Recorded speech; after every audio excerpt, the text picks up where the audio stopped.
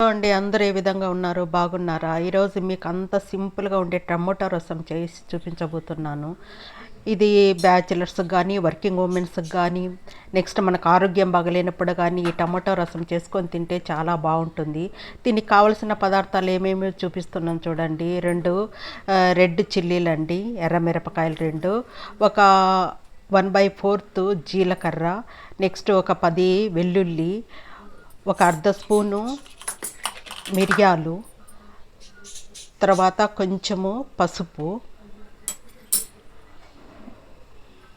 3 టమోటాలు, కొంచెము చింతపండు అండి, కొంచెము కొత్తిమీర. అంతేనండి కావలసిన పదార్థాలు. చూస్తున్నారా? వెల్లుల్లి, జీలకర్ర, ఎండుమిరపకాయలు, మిరియాలు అవన్నీ తీసుకున్నానండి. తర్వాత ఈ టమాటాలను బాగా కడుక్కొని ఈ విధంగా కట్ చేసుకోవాలి, 4 భాగాలుగా కట్ చేసుకోవాలి. ఇది ఆరోగ్యం బాగలేనప్పుడు, మన నోరు బాగలేనప్పుడు ఈ విధంగా చేసుకొని తింటే చాలా బాగుంటుందండి. ఈ విధంగా ఆ పైనుండి ఇది కట్ చేసి తీసేయాలండి. తర్వాత ఈ విధంగా కట్ చేసుకోవాలి. 3 టమోటాలు, 3 టమాటాలను కట్ చేసుకోండి.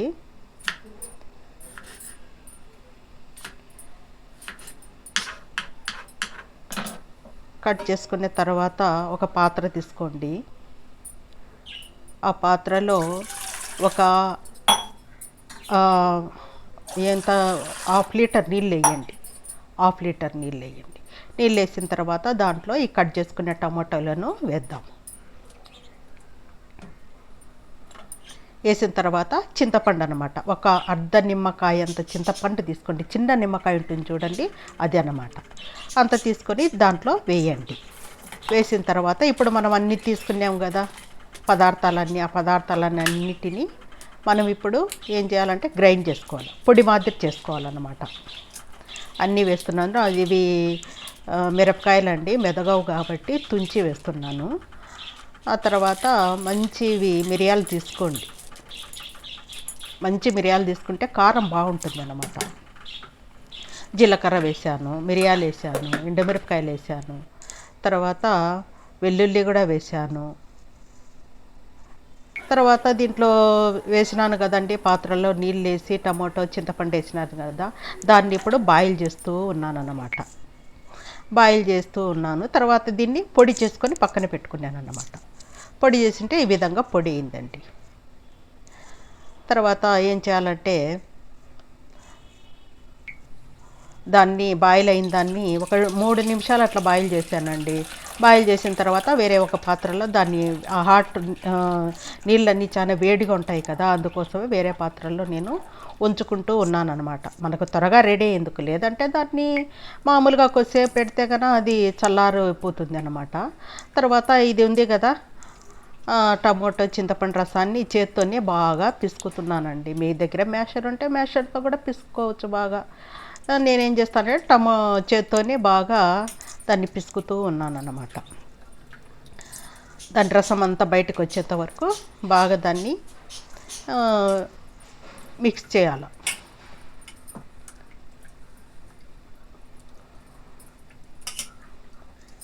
ఆ విధంగా చూడండి. మీ దగ్గర మ్యాషర్ ఉంటే మ్యాషర్తోన్నా చేసుకోండి. మిక్సీకి మాత్రం వేయొద్దండి. మిక్సీకి వేస్తే ఏమవుతుందంటే టేస్ట్ పోతుంది అన్నమాట. ఆ మిక్సీకి వేసిన టేస్ట్ వేరు, మనం ఈ విధంగా చేసుకునే టేస్ట్ వేరు. డిఫరెంట్ అనేది మనకు బాగా తెలిసిపోతుంది. మీకు ఓపిక ఉంటే ఇట్లనే చేసుకోండి, ఓపిక లేదంటే మిక్సీకి వేసుకోండి, అది మీ ఇష్టం. తర్వాత దీన్ని వడకట్టాలి, ఆ నీళ్ళల్లో వడకడదాం. ఎందుకంటే పిప్పి అంతా తీసేస్తే బాగుంటుంది అన్నమాట.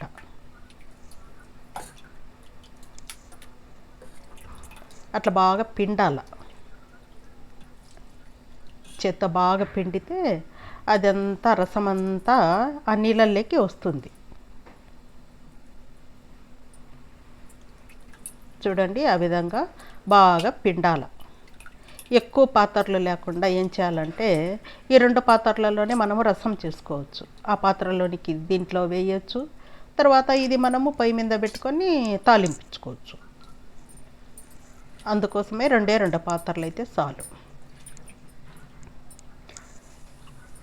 ఆ పిప్పి అంతా తీసేసిన తర్వాత అది ఈ పాత్రలో ఆ రసాన్ని అంతా పోస్తున్నాను అనమాట.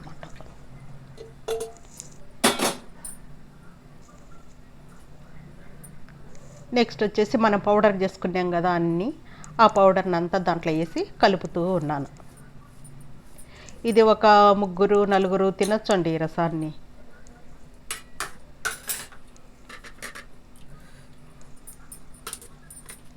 తర్వాత బాగా మిక్స్ చేద్దాం దాంట్లో. తర్వాత దీంట్లో మనం ఏమీ వేయలేదంటే పసుపు వేయలేదండి. కొంచెం పసుపు వేసుకుందాం. కొంతమంది ఇంగువ కూడా వేసుకుంటారు. నేను ఇంగువ వేయలేదండి, ఎందుకంటే గార్లిక్ వేసాను కదా, వెల్లుల్లి వేసినాను కదా, అందుకోసమయ్యే నేను ఇంగువ వేయలేదు. అది మీ ఇష్టం, మీరు ఇంగువ కావాలంటే ఇంగువ కూడా వేసుకోవచ్చు, అది మీ ఇష్టం అన్నమాట. తర్వాత మనము కొంచెం సాల్ట్ వేసుకుందాం. నేను పింక్ సాల్ట్ యూజ్ చేస్తానండి, హిమాలయ పింక్ సాల్ట్ యూజ్ చేసుకుంటాను. ఆ పింక్ సాల్ట్ ఆ రసానికి తగినట్లు వేసుకోండి. నాకు కొంచెం వేసుకున్నాను అనమాట, కావాలంటే మళ్ళీ తర్వాత చూసి వేసుకోవచ్చు. ఎప్పటికైనా ఉప్పు కొంచెం తక్కువ వేసుకోండి. తర్వాత దాంట్లో కట్ చేసుకునేటువంటి కొత్తిమీర వేసి ఇప్పుడే కలుపుతున్నాను అనమాట. ఎందుకంటే కొత్తిమీర రసంలో బాగా ఉడికితే దాని ఫ్లేవర్ అంతా వచ్చేస్తుంది, రసము చాలా రుచిగా కూడా ఉంటుంది అన్నమాట. అందుకోసమే తర్వాత కొంచెం ఆయిల్ వేస్తున్నాను. రసానికి ఎప్పటికైనా కొంచెం ఆయిల్ వేసుకోండి, ఎక్కువ వేసినామంటే బాగుండదు. కొంచెం ఆయిల్ వేసానండి, ఆయిల్ హీట్ కావాలా. ఆయిల్ హీట్ అవుతూ ఉంది, కొంచెం ఫ్లేమ్ కొంచెం పెట్టుకోండి. తర్వాత ఆవాలు జీలకర్ర వేసాను. ఆవాలు జీలకర్ర చిటపటలాడిన తర్వాత కొంచెము ఎండుమిరపకాయలు తుంచి ఒకటి వేస్తూ ఉన్నాను. తర్వాత కరివేపాకు కొంచెము,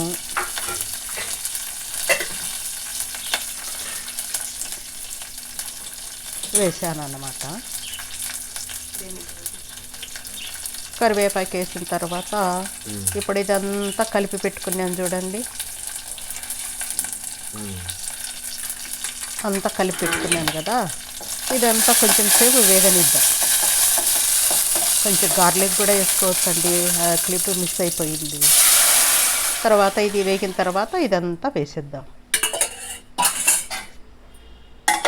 వేసిన తర్వాత దీన్ని బాయిల్ చేద్దాం. ఒక 2-3 నిమిషాలు బాయిల్ చేసుకోండి చాలు, ఇంకెక్కువ వద్దు. అట్లా బాగా ఎందుకంటే అన్నీ పచ్చి వేసినాం కదా, అది బాయిల్ అయితే కనుక దాని పచ్చివాసన అంతా పోతుందని, అంతే నేను చెప్తున్నాను. బాగా బాయిల్ అయిన తర్వాత ఈ విధంగా బాయిల్ అవుతుందండి, చాలా బాగుంటుంది. ఒక్కసారి చేసుకొని తిని చూడండి, మీకు నచ్చుతుంది, ఖచ్చితంగా నచ్చుతుంది. ఇది ఈ విధంగా అయిపోతుంది అనమాట. 3 నిమిషాల తర్వాత ఈ విధంగా బాయిల్ అయిపోయింది. దాన్ని వేరే పాత్రలో మనము వేసుకుందాం. అదే పాత్రలోనే పెట్టద్దు, వేరే పాత్రలో వేసుకుందాం. వేసుకున్న తర్వాత దీన్ని అన్నంలో తినొచ్చు, సైడ్కు పాపడు కూడా పెట్టుకోవచ్చు అన్నమాట. ఈ విధంగా బాయిల్ అయిపోయింది, చాలా బాగుంటుంది. ఒకసారి ట్రై చేయండి. ఉంటానండి.